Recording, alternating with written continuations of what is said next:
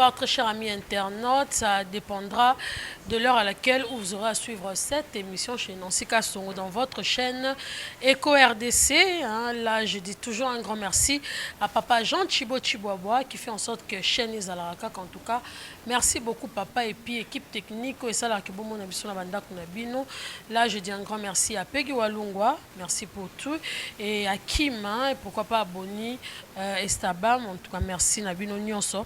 Nandeng bozalaka na po na musale qui est toujours libre. Alors très chers amis internautes, ceux qui toyé ezalaka po to pesa bino ba information oyo esengila to pesa bino ba actualité esengila to pesa bino. Alors c'est vrai, personne ne va ignorer l'actualité qui se passe en ce moment sur YouTube. Affaire il y a pasteur prophète Denis Lessi et puis Namakambu ya je pense il y a 2 jours, il y a Junior Mobutu. Junior Mobutu, Otoebi Kazaki, Moko, Ozaki, bon, on a hérité Watanabe, mais à notre grande surprise, tu verras que Moutakufi n'a eu l'Iwandega Moutinho Sakoufa. Mais 2 jours, Tomoni, Mahamero Bimana YouTube, que Junior Mobutu a Koufa na poison, il paraîtrait que Batentel va empoisonner. Alors, j'ai voulu à ce que Nayamba, Moko, il y a un journaliste, un grand aussi, Azapé président, il y a Appelco, association de presse en ligne au Congo, excusez-moi. J'ai voulu à ce que Nayamba, parce que analyse de Sengarako Yambapé Mouto a la tête qui réfléchit bien.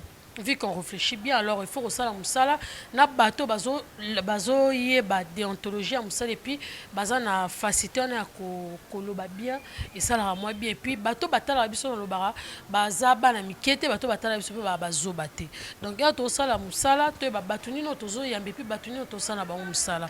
Alors je serai pas large vu que invité dans Azadja na plateau et na yende to la papa à Makambouana et puis ma msou peut au côté na 4 émissions 40 ezalaka. Alors je m'en vais dire bonjour président Junior Moyoab.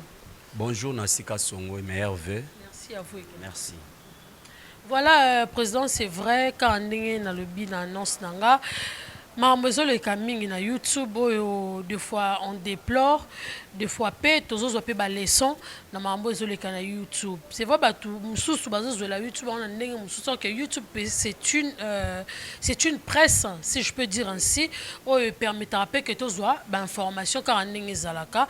Alors affaire ya pasteur prophète Denis Lessi to moni pe dingo ero kota na kati c'est-à-dire to mbutu mbutu zo kota na kati et dingo lobi ya ebi mamba Denis Lessi ça peut se ba kisi ba marambe belé en tant que analyste parce que na même la plateau en tant que analyste je sais pas makambo nyonso ezoleka entre Denis Lessi Koloba ya loba que non faire rigola fallait pour parler qui est fallait pour payer ceci et cela. Est-ce qu'il était mieux placé toi il est mieux placé il y a rosalara banalise na marambo ba monsieur mokili poto yebi kaza prophète il était peut-être mieux placé il y a robeta masolo ya ba peut-être ba Mike Kalambai ba Moïse Mbi et autres mais comment na tomoni s'impliquer mingi na marambo ya fallait na faire à côté on dirait que toi baté ce qui to chat Denis Lessi na place ni. En tant qu'analyste, qu'est-ce que tu pourras dire par rapport à affaire il y a Denis Lessi déclenché par Marambe Belé si tout le monde a koya et dingo ya le Marambe Belé sur Denis Lessi. Merci beaucoup Nassika Songo pour la confiance Nengo Bengisinga. Merci aussi à tous les internautes, surtout que les abonnés à Eco RDC. Merci aussi au boss Jean Chibo Chiboaboa. Balobi joyeux anniversaire malgré que c'est en retard, mais au moins, Nazu occasion, Motama est là, oui. Par rapport à prophète Denis Lessi, moi je pense que c'est un homme de Dieu. Dans l'homme, étant homme de Dieu, étant humain, Azapé na sentiment na ba émotion na e. Azana sentiment na ba émotion na e et il était face à la presse. C'est-à-dire, lorsque tu y as mis na plateau, na patron ya émission na ngai déjà na yebisa mutu ke so na yambie esprit ça déjà que na yambie pour ba question na otuna ye à répondre et loko la yepe il faut répondre na kati ya mutu azana ba émotion car par rapport à mambo de Denis Lessi j'ai eu le temps ya ko s'échanger na serviteur de Dieu na obi cela est-il permis na serviteur de Dieu ayo kapé musique mondeto profane de tolobaka lobi kabi quel que soit comment tozana lola te to ana mukili assez même si olobi obatama na église 100 jours mutuka mo ekoleka ebeta nzembo afali beta ngai oyokango. Toi tu crois que tu viens à Kinshasa au tala à TV oyoka à radio oyeba fali to oyeba raté, c'est inadmissible. Majo ba pesa biso jadis te. Avant c'était l'hypocrisie. C'était l'hypocrisie. Et moi je pense aujourd'hui Denis Les d'hier, ce n'est plus Denis Les d'aujourd'hui. Denis Les a calé, qui Denis Les moya ba plein, au sala ba makambo ndenge na ndenge ya minene. Mais aujourd'hui, après avoir ya kosenga ba bolimbi se ba makambo ndenge lobi asaela ibo. Siko Denis Les a lelo akomi makambo nyonso ya komo luka lo ba polele pour que a se racheter aussi et pas ya public au ba rejeta kai. Ozomona, c'est un peu ça ya ngomoni. Tant que journaliste a posé question et seigneur là qui selon eux na mutu ndetinga boy nazana mission préféré nanga chrétien to profane na apena mission nanga mususu auto solana epé bien siko so tuninga question coïncider par exemple na sola bien na mission songolo pakala croyez-vous que ce na des missions na sola na lobake na otanga ba o musuto na otanga ka o ngana na solana bango to na otanga ka o ngana sepelana bango. Nous kina likambo lobby que Denis Les oya kala na oya lelo tokolo ba ke baza penza eza baza azandenge moko tena Denis ya hier au lobby que eza po peut-être aza ouvert yango sala que a racheter. Tu penses pas que na makambo à faire eza on dirait mi bomi lisusu abi bomité parce que nous avons phénomène buzz. Denis Les a besoin toujours en actualité. Vous comprenez? On a la musique, il y a musique mondaine. Au moins, peut-être bandé kondimila etile. Le moins que moi gouana penza et ozasu penza te ressemble la paix. Il s'est laissé face à la presse. Tu te souviens makambo leka ke batuni lor mbongo oyebi mama chala mwana pona ko boya ko laksa batu kaza spirituel et l'obama ke lor mbongo alobi ayebi chala mwana te. Et après réaction mama chala les alaini. Poazala wapi na Kisenso afingi komina batu. Vous comprenez? Afingi ba habitat Kisenso. Vous comprenez? Et pour éviter cela, lorsqu'on a posé à Denis Les des questions pareilles, il y a à répondre. Mais tandis que biso tozara ba ministère ba na public na bango. Oui, na public ne jiba na public ne songlo pa na public na. Parce qu'au public il y a ba musicien o babo o ya tanga ite wana. Ils ont fait ça un problème. À mon humble avis, ngana moni loko ya makasi za wanati. Ngana moni faut me loko makasi. J'aurais dû être impartial parce que déjà pour Nalandi vraiment monsieur Belé a Denis Les, c'est-à-dire à comité à niveau au sein ba warrior. Ayo warrior bo s'abonner na chaîne donc ça montre qu'il est partial, il est plus pour Fali que Ferré. Or il devait bien parler, Azala impartial et puis Azwa part, oui c'est bien que Azwa qui part, il a fait la part de choses. Non, en ce moment c'est Fali qui chapeaute et puis c'est lui qui est au-dessus, il y a bah musicien mais quand même, na ba langage Athéna qui pétait. Et déranger même l'affaire. Normalement, ngana osinga kana ba musicien na biso ba comprenaka. Denis Les sokaza ba relation makasi na Fali c'est tout à fait normal à otombolande Fali. Ce qui peut arriver que passer moko dans relation makasi na Ferré des choses pareilles osani à otombolande Ferré. Na pe ce exemple. Le pasteur Moïse Mbie que je respecte beaucoup, que je salue, bourré de talent. Pasteur Moïse a côtoyé Mingi Abedachou que je salue aussi na papa Eric Mandala. Et si kosoko yambi pasteur Moïse Olobi na ba mécène to na batu nyonso ba soutenir batu ce ba biso otanga par exemple deux au baza fort baleki par exemple mutatangile baleki Willy Moucheni baleki Grévi Foutila baleki Adrisha Motomètre baleki boy ce pasteur Moïse Mbia otanga nani si olobaka abeda suna Eric Mandala po bango nde yazaka na bango eza logique. C'est tout à fait normal na sika songo. Et ça problème t'écoute à gauche et à droite. Personnellement, à la monique, le pasteur de Nilesto, le prophète de Niles a cité des personnes au Yakoto Aramingi. Bateau peut-être y a tapé oreille na epa na bango, aza humain. Ba monsieur c'est pas dit que ba monsieur prophète ba saka banzembo mabe. Et ça pile banzembo par exemple le roi Jiba Emba éducation. Mon ata senga kinda na mukili. C'est ça de nzembo oh c'est apprendre aussi. Ozomona éducation na bato belé ba yokango c'est bon. Vous comprenez? C'est ça Nasika Songo. Alors, c'est vrai, tout le monde a eu une intervention, il y a Weranson. Weranson au pays qui contre les propos, il y a Denis Lessi. C'est vraiment, il était vraiment fâché dans l'émission Natala qui a Virginie Mangang en antenne A. Werasika qui voire même Weralobaki Likamorabi, Likamo Nenge Salemi. Pour Denis Lessi, apparemment, il avait répondu aussi à Weranson. Mais Likambo et Salemi Weranson, on a un mais ceux qui n'est pas banzoi. Potebi ba petit awe reza banzoi. So ineti banzoi ba biba tomboka. Oh non, c'est ba osala nga na maîtriser ba on dans le sens que banzoi peut-être ba ko sala m soupe ko kutana pasteur Denis Lessi quelque part, ba sali epé mabe we rabi nga wane otala nga te parce que oh yo lobi ba popo yo tenir pe contre nga, ceux qui bana nga ba biba se ba comment va se révolter en tout cas nga na rozala to monte que ba problème ka to ba buzo bezo kota na kati entre ba grande personnalité to yebi ya mboka oh. Nasika Songo, je vais te dire une chose, Werasson, ce n'est pas n'importe qui dans ces pays. C'est un grand, c'est un vieux, c'est notre icône. Parmi les icônes de la musique, Werasson a se démarqué à Zanakati. Tous en état de droit. D'abord, pour nous informer l'opinion publique, tous en attendant que le président Werasson a l'obake Soki Banzoi. Déjà, on a droit, on appelle ça incitation à la haine. Et aux alatés qui balobi ont incité à haine. Non. Si la personne t'a lésé, au moment qui a touché personnalité, justice et zaline de ça à Moussa Anango. Et ce n'est pas le baké banzoi. Denis Lessi, Wera n'est pas n'importe qui. Denis Lessi aussi n'est pas n'importe qui. Vous comprenez? Nara ya Denis Lessi, to nara ya Wera. Je ne crois pas que Denis Lessi a okane la Wera. Bato ya Denis Lessi ba moni Wera ba menacer. Et nara pe ya Denis Lessi, Wera ko okane Denis Lessi bato ya Wera pe ba menacer. Non. En fait, Denis Sabé pas dans la batuna. Est-ce que peut attirer banzo yé pe a. Oui, c'est ce que je te dis que ce sont de grandes personnes. Mais en tout ça, il faut te ébaquer personne oyazana makoki au sala justice yemoko parce que tozana état de droit avec Fatih Beton. Personne n'ignore. Donc, tu éviter des choses pareilles, des incitations à la haine. C'est parmi des choses aujourd'hui, au monde Makamouya, pasteur Ngoy Mulunda. C'est parmi les infractions, au justice et cita qui va incitation à la haine.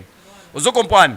Bah, propos n'a tout cadré en haut. Et je demande aussi à l'opinion publique, Weranson, ce n'est pas n'importe qui, ça moutumunene. Public, tout ce qui a Werana conflit, non. Le pasteur Denis, le prophète Denis, il a parlé par rapport à ses sentiments, ses émotions. Et par rapport aussi à ses relations. Bato ya koto ya kabangwana. Bato ya yoka kabangwana. Sora lobi ya sala, abimaloko a jiri, c'est selon ye. Na jiri nae. Atangi batouana. Ça peut aussi arriver. Batie pasteur Mobwe par exemple, à Solapé na président Weranson bien. À Solapé na président JB bien. A autant apeka bangonde na PC exemple pasteur Moïse. Donc des choses pareilles, et ça logique, tout trouvons normal. On peut de chantre José Nzita, oye pe à côté Makambo. C'est-à-dire il est toujours contre le prophète Denis Lessi. Puis quand là au-delà yango et dit on peut ayeko bimisa marambo et sengela ka bimisa que Denis Lessi a pesa ba makam. C'est-à-dire et dit on pesa Denis Lessi ba makam po Denis Lessi zala oh yaza lelo. Donc ba mysticisme oh to mona Denis Lessi sala c'est-à-dire et dit on muta pesa ba miracle c'est-à-dire et dingwaza la base na yango. Tu penses que bandimi oh peut-être bazana posa ba bon la motema bandimité disons ba athée oh ba na posa ba bon la motema kotala ba makambo nyonso. Tu penses que mutazasu na posa a bon la motema na to préféré a ou melana na ba makamne ya mabe pour monde déjà que bato kutu ba osela nzambe soi-disant ba makambo mabe ba osa ba buzoba. Bon, en fait, par rapport à ma propos, il y a champion, et dit champion du Congo na catch. Moi, je trouve pas, vraiment, ce n'est pas important. Parce que, il sera lobby après ça, des laisses de Abakis. Des laisses de déjà confessé que na banda c'est la Bakis. Donc, ils sont importants, nganga morabi. Banda est-ce que si là, toi, continuera? Bon, qu'on pensait qu'il y a kata, mais ce qui est important, la Bible dit c'est lui qui confesse ses péchés et qui avoue, il obtient miséricorde. Vous comprenez? Dis-moi l'essentiel, il est déjà loba qui banda osa et la baki ici. Au monde des alara. Donc, l'oreza important et pas le prophète Denis Lessi. oza papa ya molimo ya bandimi ebele. Toyeba ke ndenge bo mesanisa église du Congo. Baebi que la Bible dit tozala irréprochable. Donc esengeli vraiment que bozala irréprochable parce que eya osala mateke bandimi ebele ozala occasion de chute ya bandimi. Ça ne fait pas trop du bien. Vous comprenez? Le Christ, lorsque Azubaela qui makambo mbongo makambo nini aobi o elongianani baobi ya kaisala. Alobi ya kaisala topesa na kaisala. Ya nzambe totika ya nzambe. Ya nzambe eza beaucoup plus spirituel. Vous comprenez? État humain, ce qui obimi makambo spiritualité lingoloba.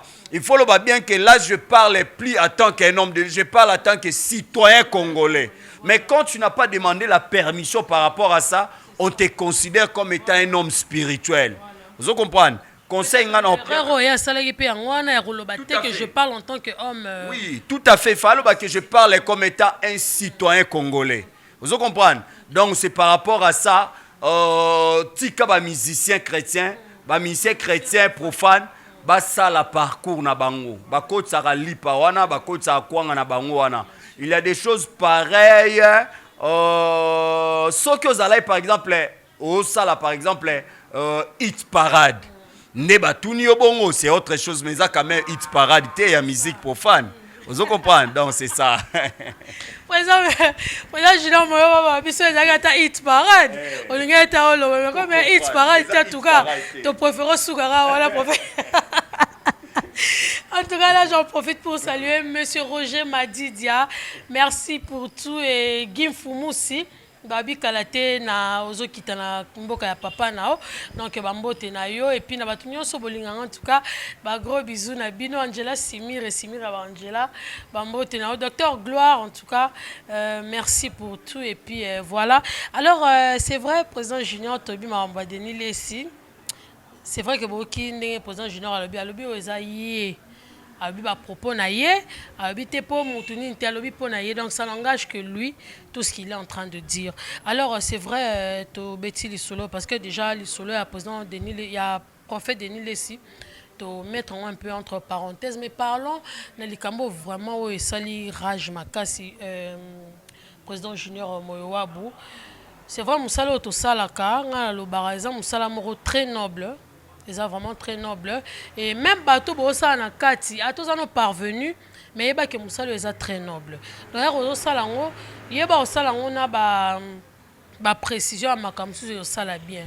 Et quand on est sur YouTube na biso to misala na lelo yebo elobi kuna yebo bambonge kezongi.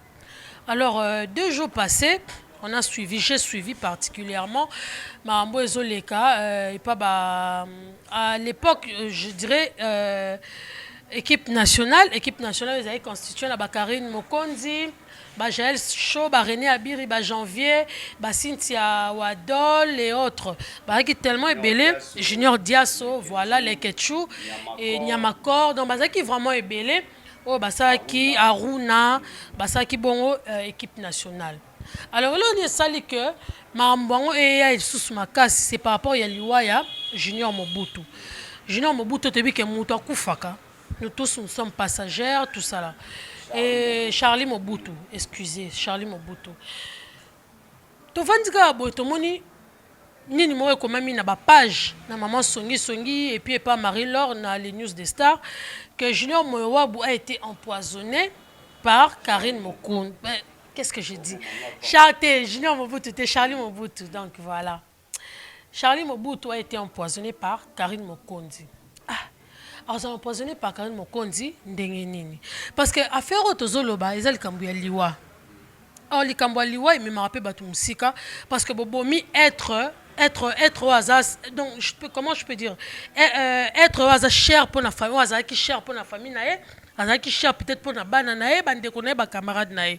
Mais quand les lots, ba vérité, aux autres, éviter aux autres bien en vérité, tout ce pétole le beza baise, ya koloba que Karine Mokondi na ba lié nae bazala qui ba yeba ki liwa Charlie Mobutu. Je sais pas président soko koloba li kambu par rapport ya liwa Charlie Mobutu. Est-ce que ba Karine vraiment ndenge yo vande la komonaka au monaka équipe nationale type monaka malgré ba kabwana Est-ce que les Cambodgiens ils sont capables de le faire selon yo ndengo monnaie là bango puis ndengo zolandi la makambo ndengo zoleka. Encore une fois de plus, merci na ba internautes parce que vos pieds biso, vos prêtez biso attention na émission ya Nansika Songo.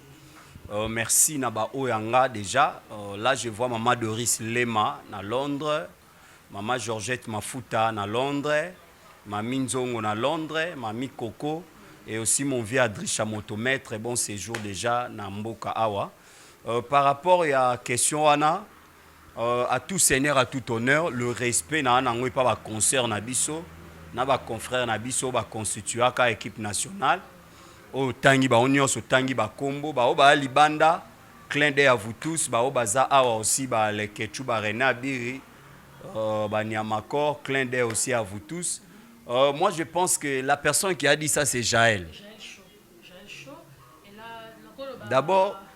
Alors, comment je peux dire, narolo bandeni abimisi vérité moko boy yango tozoni na toyeba est-ce que zakara base poto utaki koleka na ba base ya Dacosta ba grâce témo et autres est-ce que likambo liwa ba sala yango pe base.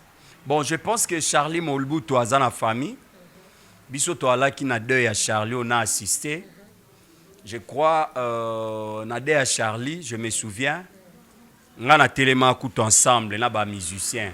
Batelema Karim Mokonzi héritier Watanabe, les Bogards, Lobesso, Dadi Mola, qui d'autre, Piroger, Tigloria Olanga Yakawana, na Adam Siluzolo, donc on était là. Mais je me. Ce moment, Karine était à Kin.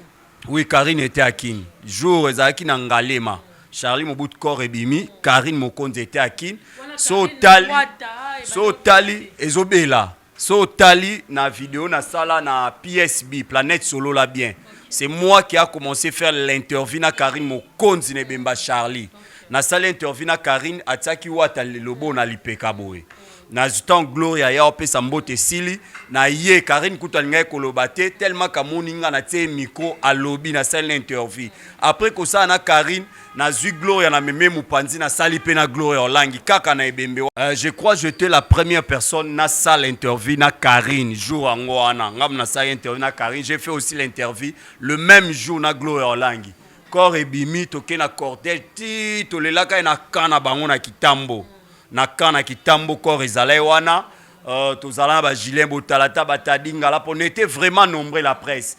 Mais moi je pense que quelque chose de pareil justice ezali si Jaël oza petite ona linga mingi soko lobake o salango peut-être pour l'actualité peut-être pour la base moi je t'informe que Interpol eza que Charlie Mobutu Azala qui peut n'importe qui, il a marqué aussi son nom dans le milieu culturel. Vous comprenez? Il a aussi sa famille. Et pendant que les noms de ces grands messieurs, dont je cite héritier Watanabe, comme on est payé au Bimanakat. Et héritier aussi. En parlant de héritier Watanabe, j'ai suivi Mida Taylor, Mida Taylor à lobby. Jour Glody Diasuka que je salue à Kenda Gosala interview Glody Diasuka mes collègues nanga tout temps na ifasi seul moro penza maman jour Glody a Gosala interview na maman ba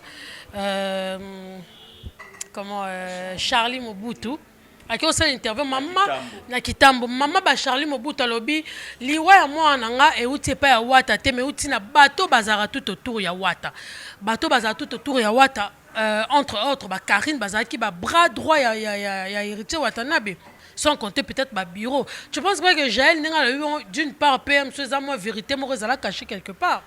Je me pose la question si c'était Nani Glody Diasuka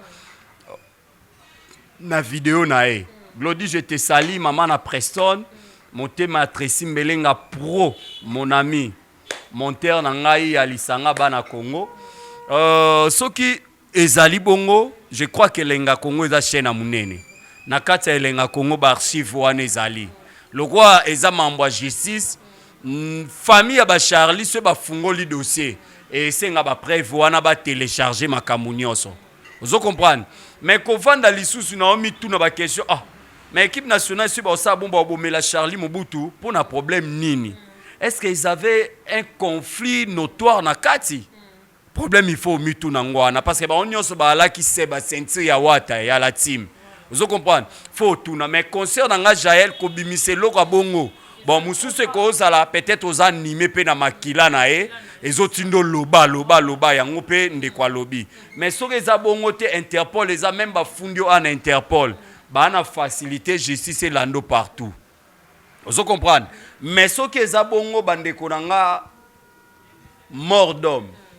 Le sang d'une personne et ganga makasi so ezabongo pas jusque là quel que soit likambo ezala ende nini tokokai kokoma tina niveau ya baliwate. Parce que si je martèle sur ça, le dernier jour au junior au Charlie Mobutu a kufa ke zaka jour azaki pa Karine Mokondi a bandela rosanza makile pa Karine Mokondi. Selon les propos. Moi, je fais que prendre et puis poser les questions. Mida Taylor, elle a voice ndambo batindela qui que Charlie Mobutu abanda ko sanza makila et pas ya Karine Mokondi. Donc poisona aller là qui on pas Karine Mokondi et puis considérer que janvier erazo ya pas Karine, Charlie déjà kitaki azongi et pas na bango na kitambo. Babi kutu Charlie va kufa si maman bango ce qui le na kufi. Boye bake eza ceinture eza batu ya wata ceinture ya wata nde basali kinga leo na ceux qui na kufi disons linga les a un peu moins compliqué donc ceux qui na kufi boye bake eza bato bazara tout autour ya wata nde basali nga bo parce qu'on a ko yoka oyo Mida Taylor abi que Charlie bande ko sandela de makila c'est-à-dire aliaka poison na ndaku ya Karine Mokondi entre les deux leurs hommes on a été que il y a suspense na makambo.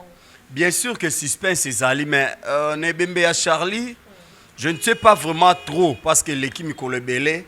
Est-ce que famille ça la autopsie? Bazoir attend ça ba examen ba test c'est on a autopsie. C'est ce qu'il faut réfléchir aussi. Mais ce qui réellement za bongo kolia poison anda kwa Karine ko banda ko sanza. Charlie aussi était un homme éveillé. Pendant qu'on lié et pas mutu bandi ko sanza. Charlie qui est dans l'hôpital, parce que dans l'hôpital, directement, il faut aller quel genre de biloko yo sanzi. Vous comprenez? Baba identifier quel genre de biloko yo sanzi. Est-ce que poison allait dans la carte tu as la quitter? Côté que Tessama pareil, je crois que mon humble avis dans mon angon de moi suspect, n'a pas phénomène besoin et lelo, non mon a évité. Mais ce qui est un phénomène base, kobanga nangezake. La personne qui a dit ça, bah Hollande là une famille. Ceux qui famille ça fort. Nous bas que famille ça nango, bas ça na moi bah le baka qui likamboise les kaki. Mais ceux famille ça fort, bah ko la musango na spiritualité puis na justice. Vous comprenez? Mais et ça n'a pas. Parce que tu as comme mon amour à paix à relever qui en haut. Pour relever les cambons après vu que Azaki n'a pas voice wanate ou que ceux qui le va fundier à qui nous présenter en gros pour la veille au mour abimisa qui ba aloba qui makambongo et pas l'accès qui n'a ba photo tout ça là les que tu as bien qui moura pour nous menacer que moura ceux qui osent la preuve que non la justice sur l'exception ba preuve aux anango mais vu que moura peut-être azan la preuve wanate aloba qui kaka yango peut-être les que tu aloba qui a reporté plainte mais tu penses pas que ce ebi li kamboute pourquoi reporter mutu plainte na li kambo conscience ebi ko ebi yango te bon plainte va porter yango pas seulement so ebi li kamboute va porter mutu plainte d'abord va propos diffamatoire à la personne. Parce que l'équipe nationale, on a déjà des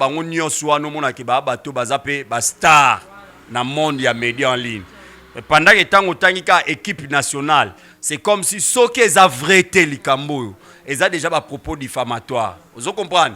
Il y a plein de textes qui sont concernants. Ils ont innocent cité le quoi combo na yo pour laver l'image na justice. Mais moi je pense que ndeti na principe na travaillera toujours ce na ça il faut na ba preuve tangible parce que makambo mulili l'état congolais est bien ngoté. Vous comprenez? S'il n'y a pas de preuves, vaut menacer terre. S'il n'y a pas à parler, je m'étais. Vous comprenez Nancy? Moi je pense que le rôle amour abimisa ba photo abimisa ba capture peut-être mour azapé na ba preuve mais soit za ba preuve te asa l'effort avant de tenir ba propos azana ba preuve pour justice ya Fachi Béton, l'état des droits qui prône. Voilà l'état des droits qui prône. C'est vrai en parlant un peu de la politique. Hein. Les lotos qui destitution, il y a président, il y a premier, disons premier ministre. Je ne sais pas, tu as une réaction par rapport à la destitution parce que les lots, il fallait normalement à au salle dépôt, c'est ça, au salle dépôt il y a, comment on dit, il y a des missions, mais apparemment, je ne sais pas, vu que mon téléphone est éteint, donc je ne sais pas, je ne suis pas en ligne. Selon quelle serait ta réaction par rapport il y a des missions, il y a Premier ministre? Merci beaucoup. D'abord, s'il faudrait parler de bilan, c'est que je peux dire que le Premier ministre est d'abord le bilan et le Premier ministre est négatif.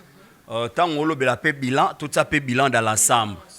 Bilan dans l'ensemble, il y a Fachi Béton pendant ces 2 ans. Fachi Béton plus Joseph Kabila, Dio Nabango, bilan est négatif. Je croyais que le président Fachi était sincère et en Lobango. Fachi, face à la coalition FCC Cash, le bilan est négatif. S'il faudrait parler du Premier ministre, il est déjà Pépé. On l'a déjà surnommé Pépé, veut dire Coco. Donc, conseil Pépé, il fallait une humiliation. Dans le sens que si la personne n'a pas déposé une lettre de démission, elle a avec honneur. Dans le sens que elle a jouir na droit nyos au avantage nyos au Premier ministre honoraire azanango. Salarié na fin du mois et puis elle a droit à soins makamu nyos. Mais Pépé selon yé a joué na fidélité. A joué na fidélité na sens ayebi que le roi de Kingakat, le président sortant Joseph Kabila Kabange Ndemutu a désigné Kewana.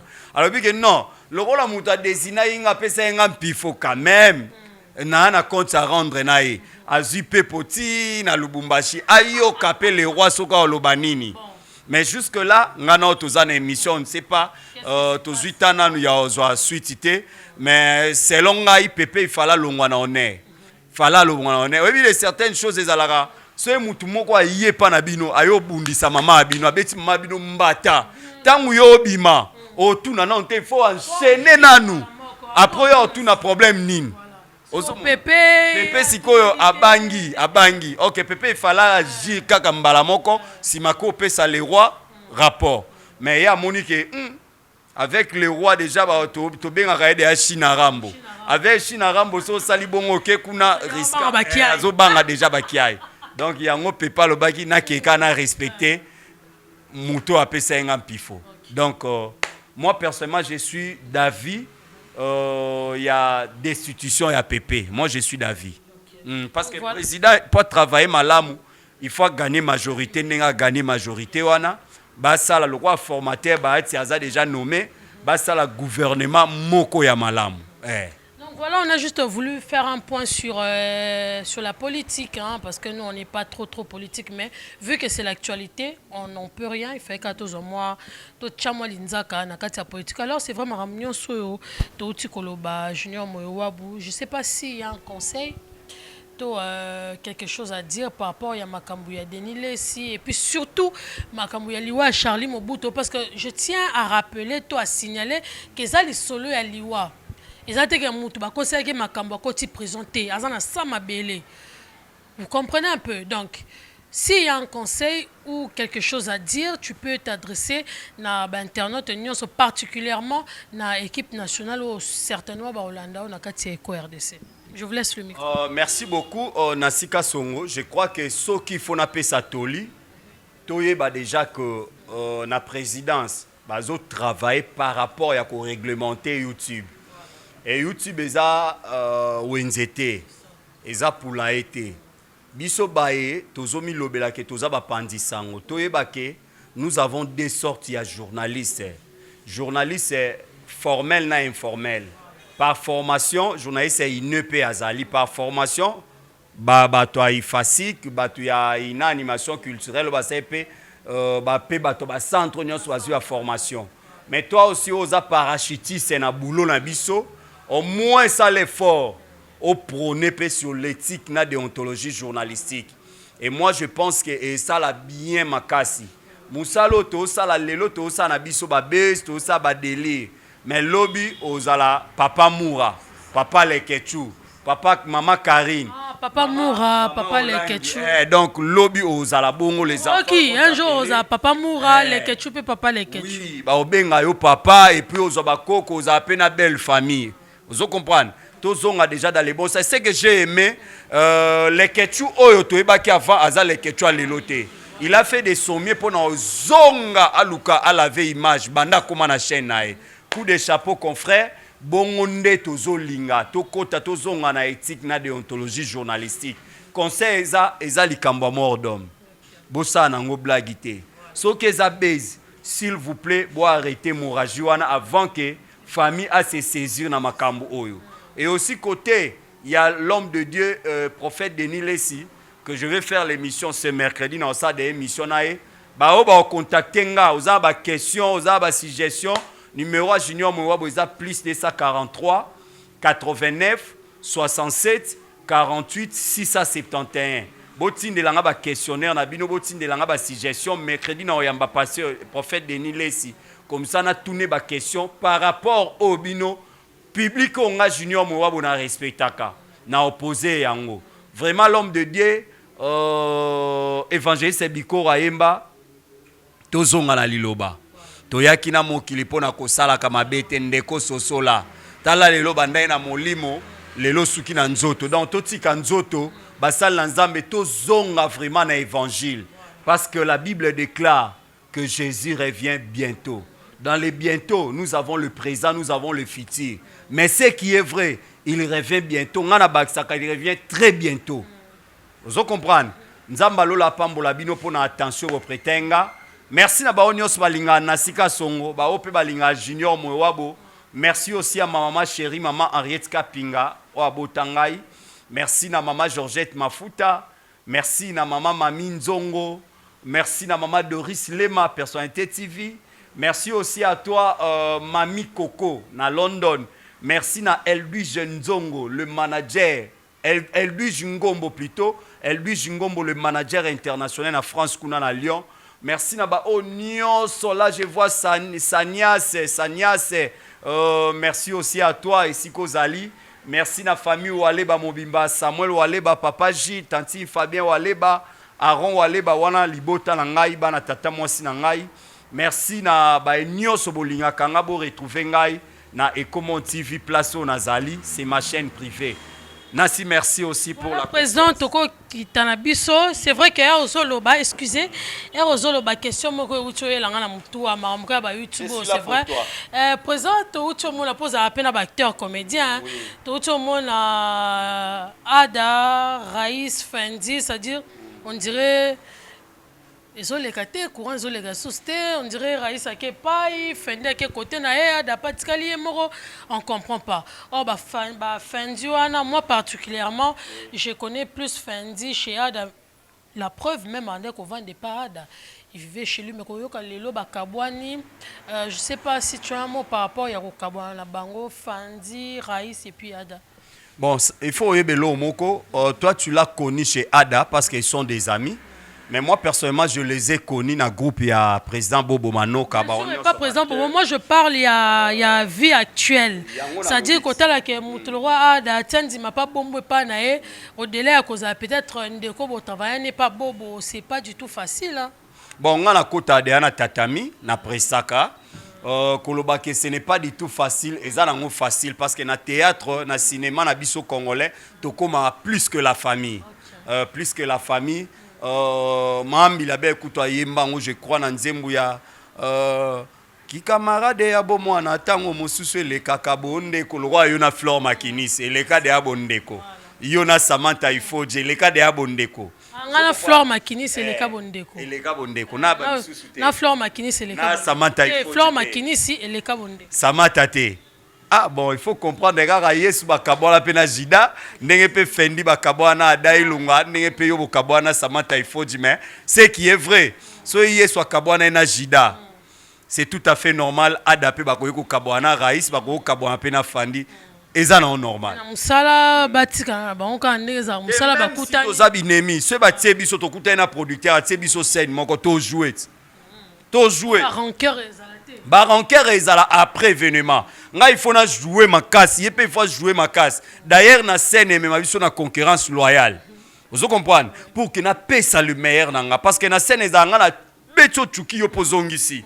Vous comprenez? Après scène, to benga ngo autre scène. Après scène, c'est autre scène. Wanande et Kozala, Barankin Nabango. Mais conseil, vous êtes deux amis.